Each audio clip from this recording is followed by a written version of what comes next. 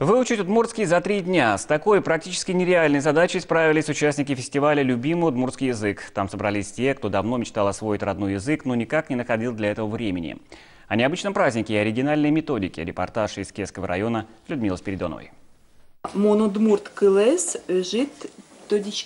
Я немного уже знаю удмуртский язык, сказала гостья из Чувашии, и это правда. И что самое удивительное, это результат всего 3 занятий. И взрослые дети выучили уже немало слов и даже умеют склонять их по падежам. Значит, школа Е это туда, Ищ это а это вот там.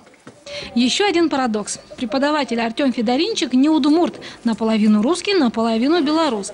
Сам полиглот сколько языков выучил, уже и не помнит, зато о своей методике преподавания рассказывает с удовольствием.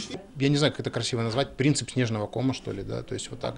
То есть мы берем сначала самое простое предложение, где есть подлежащее и сказуемое, больше ничего, да, я работаю, да, или я читаю. Потом мы берем в это предложение что-нибудь добавляем, да, я читаю книгу.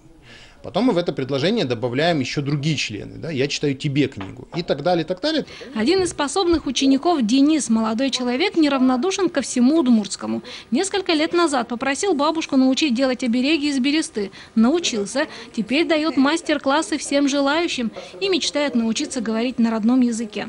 Потому что все-таки же неприятно быть, при том, если чисто ты удмурт, но при этом не понимаешь удмуртского. Вот это даже как-то неприятно. Организаторы признались, идею фестиваля подсмотрели в Чувашии. Там уже 7 лет проводят подобные языковые лагеря, после которых все участники начинают понимать язык, а некоторые и говорить. Впрочем, уроки не только лингвистические. Вот они уже даже первые дни, они такие: господи, как хорошо, как здесь красиво, как вообще удмурты, какие они. Они все в восторге. Прикоснувшись, мы даем, показываем, какие мы удмурты, как мы умеем угощать, как мы умеем развлекать, как мы умеем танцевать. Организаторы уверены, сначала необходимо влюбиться в сам народ. Только так можно и нужно учить незнакомые языки. Людмила Спиридонова, Олег Кропычев, Вести, Удмуртия.